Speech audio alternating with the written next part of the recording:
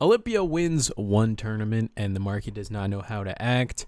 The story of heavy hitters before was that Brute was kind of dominating not only the metagame, the market as well. It does seem kind of like Brute is cooling down a little bit, and Warrior and Guardian are kind of going up a lot, maybe experiencing some buyouts. Maybe people are starting to maybe have already completed their Brute decks and are starting to pick up Warrior and Guardian cards. There's a lot to talk about, a lot to get into. We also have some interesting RTN results, which the market is also reflecting. So yeah, I don't want to waste too much more time. Let's just go ahead and jump straight into it here.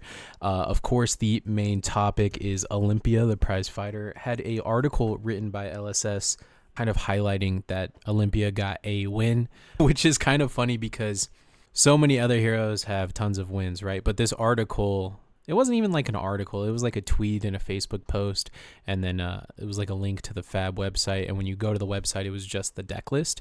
But this tweet, this Facebook post, this hype that is kind of being built up for this Olympia win made this card get bought out. And if you look here, does anyone want to take a shot in the dark and guess what day that article was posted? Of course, it was the 25th, like 6 or 7 copies sold. It's nothing crazy, but the Marvel Olympia is back up to $208, whereas before it was like $150, $160. Moving on in the swing, here we go, is another Olympia card, another Kasai card, a Warrior card in general. This card is the alt art in the swing. I think this was like a Rudy promo. No, it wasn't a Rudy promo. Maybe a Team Covenant promo, I think it was. The cheapest in the swing on the market currently is $33.70, so it's going to cost you like $100 for a playset here. And there is only 2 playsets left on the market. Look at that graph here. That's kind of insane. Yeah, if we scroll back a couple weeks here, in the swing was $10 for the alt art. Some good pickups down here. They got them for $10. Now it's back up to $100. I would wait for it to cool off a little bit. Let a couple more of these cards hit the market. It is just an alt art. You don't need this card to play or anything like that. So there is no rush to get it. It is very hype right now. Again, I would just let it cool off a little bit. Macho Grande, the extended art, specifically the blue one. We've been kind of sounding the alarm on this card for quite some time, and it's almost gone from the market. There are 9 copies left up here that aren't destroyed, and they're all about the $5 to $6 range. And once these 9 copies are gone, then yeah, there is no more Macho Grande blue on the market. I still think it's a good pickup, only $5 for this card. I think every Guardian forever is going to be playing this card. Victor plays it. Victor took the most RTNs last weekend, so I think that's probably the primary reason for this happening. But Brute, Betsy, all of that stuff, I assume, is going to continue to be playing Macho Grande. Hold the line. This card is such a roller coaster of a card. 1 week it's up, 1 week it's all the way down, 1 week it's up, and this week it is back up. Main reason probably being Brute. The Blood Rush Bellow is kind of an annoying card and kind of holding. This is weird to say, but hold the line's price up. People are looking for a way to consistently beat KO, and having a blue block 5 is a pretty good way to do that. Phantom Tidemaw. This card is like kind of getting bought up because of the speculation of the new Illusionist. This is like super heavy in the weeds spec right here. I don't think that anyone should be buying it at this price point, but I do kind of want to explain it a little bit. So Amiri, I think that's how you pronounce it, is Illusionist that's on the art of a lot of existing Illusionist cards.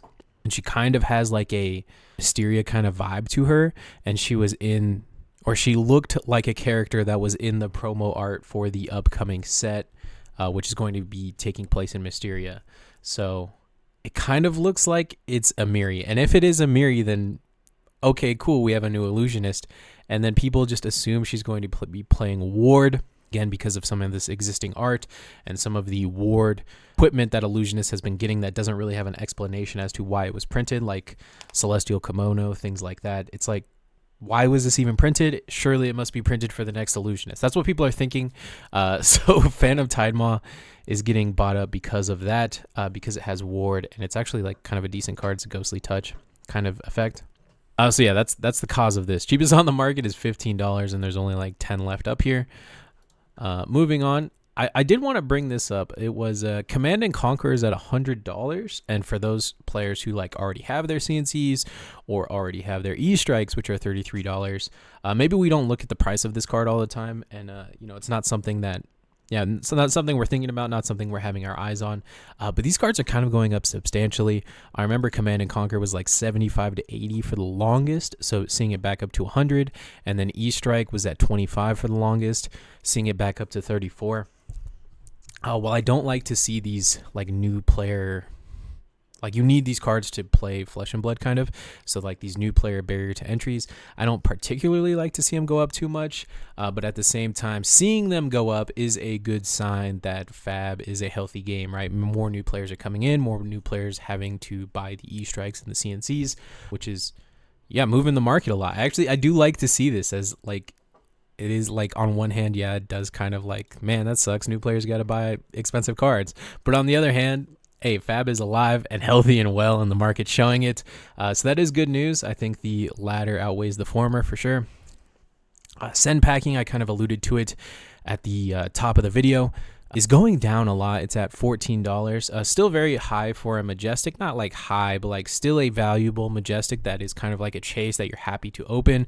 If you open a prize pack or something and it has a send packing in it, you're still very excited. But yeah, it is good to see all of these brute cards kind of calm down a little bit, particularly because KO is like, you know, like the 5 of the set, the Ooga Booga, like just go fast, lower skill ceiling deck that a lot of new players are going to gravitate towards. And having those decks have a low barrier to entry, I think is very healthy for the game, right? Because if you're able to save money on your brute cards, then you're able to spend more money on your, you know, CNCs and E-Strikes, those generic staples. Same could be said for Cast Bones. Cast Bones is down to $11. I did talk about this card in relation to another card we're going to talk about in this video, Codex of Frailty. Cast Bones has been deemed the Codex of this set, and I think if we're talking about power level, that is true. I think Codex is a very powerful card, arguably up there with Codex of Frailty, but Codex of Frailty can be played in like 8 different heroes, right? Whereas Cast Bones can only be played in KO. I mean, like technically, yes, Reinhardt could play it, Levia could play it, but they never would. This might as well say KO specialization because the other brutes are just never playing this, right? So it's for that reason that these more class-specific cards are always going to command a lower price tag than something like a Codex of Frailty will. Hey, what are you doing?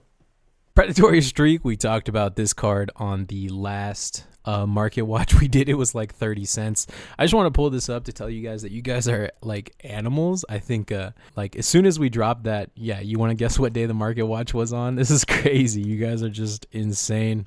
Definitely do not pick it up at this price point. I thought it was worth it at 75 cents, but at $8, if you're really looking for Predatory Streak, yeah, just let it cool down a little bit. I'm sure more copies are going to replenish themselves on the market here. Miller's Grindstone, again, off the back of Victor's latest success, the Cold Foil Miller's Grindstone is up to $12. So that's kind of cool. I do like to see these lower rarity Cold Foil cards maintain value. Cards like Miller's Grindstone, cards like Hot Streak. You know, when you contrast them with like a healing potion from Everfest Cold Foil, it's just nice to pull a Cold Foil and have it be worth something, have it feel special, have you want to play it in your deck, right? Like Victors are playing Miller's Grindstone, right? Kasai's are playing Hot Streak, so it's nice to pull cool cards. I kind of like that LSS is, you know, printing good cards in Cold Foil and making people want them. Run through the promo. This was from the Evergreen Armory promo kit. This card was like disappeared for a while. I know a lot of people were looking for it. Just wanted to bring it to everyone's attentions that it is back on the market, and it's only $10. It's a very reasonable price, especially considering the non-foil run-through is $8. So you're not paying that much more for the promo. I think it's a fantastic pickup. And if you are going to pick up any of these fantastic pickups that I've been talking about in the Market Watch so far, please do so using my TCG affiliate link in the description below. It doesn't cost you anything. It's completely free. Same price on all the cards you're already buying anyway, except a small portion of that purchase goes to help the channel. Yeah, I would very much appreciate it if you guys would do that for me. Codex of Frailty, we did kind of allude to this earlier. Cheapest non-foil on the market is like $40, and that's not the interesting part. That's not the part I want to talk about here. I want to talk about the cheapest rainbow foil on the market is $55, $56, creeping up to $60. I think this is like almost like another E-Striker Command & Conquer. It's like so broad that it's almost a generic card, right? Being able to cover 2 whole classes. Each of those classes have like, what, 3 or 4 heroes. You know, moving forward, It's going to have a lot of playability. This card's going to be played in every Assassin and Ranger forever, so it's not like actually generic. This is like the next closest thing, and I think these kind of cards are very good to invest into. So it makes sense that the more collectible versions are kind of going up, whereas the regular versions are going down a little bit because they're not like exactly played right now. None of those heroes are super in format. None of them are super in meta at this exact moment. But, you know, things like Azalea, Uzuri, they're still going to play this stuff. They're just not at the top of the meta at the moment. But obviously they will be at some point, right? So if you've been thinking about Codex of Frailty, $40 for a non-foil isn't bad. But I would just recommend on these more like generic-esque cards to just go ahead and pay a little bit more for the rainbow foil. I do think it's worth it because you could see it in the graph, right? Like the non-foil is going down and the rainbow foil slowly creeping up. At some point, it's going to hit like critical mass and just go crazy, I think. Performance bonus red, the extended art. This is the Rudy promo. I think someone has a picture down here. Let's take a look. It is a very pretty card, and I do like it, but the card isn't particularly good, and it has a $50 price tag attached to it. At this point, I'd rather just save up my money a little bit more and get like a extended art promo that's like worth it, right? Like a Test of Strength or something like that. Centauri Sellsword, Raise an Army, something like that. I just don't think performance bonus like actually commands this price tag. You don't hear me say this a lot, but I actually don't think this is a good pickup, oddly enough. I would wait for this to cool down. It's a Rudy promo. It is like slightly scarce, slightly rare, but it's just not played in anything. I've never seen a CC list play this card at all. So unless you're just getting it strictly to collect it, yeah, I don't think it's worth it. Centauri Sellsword, speaking of which, this is the non-foil, non-extended art, not a promo, just a token from a pack. Is $250. Kind of weird.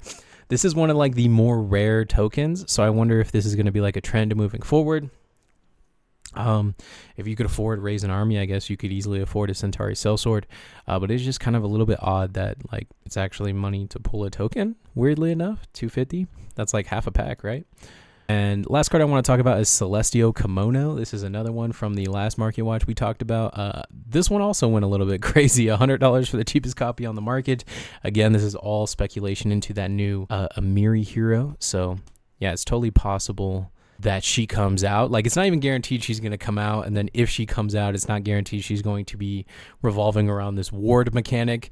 So I certainly wouldn't be going too hog wild on these ward cards. You know, if they're cheap, if they're super cheap, definitely pick one or two of them up.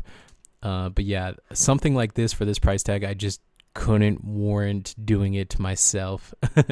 I would so much rather invest in heroes that are good in the current meta.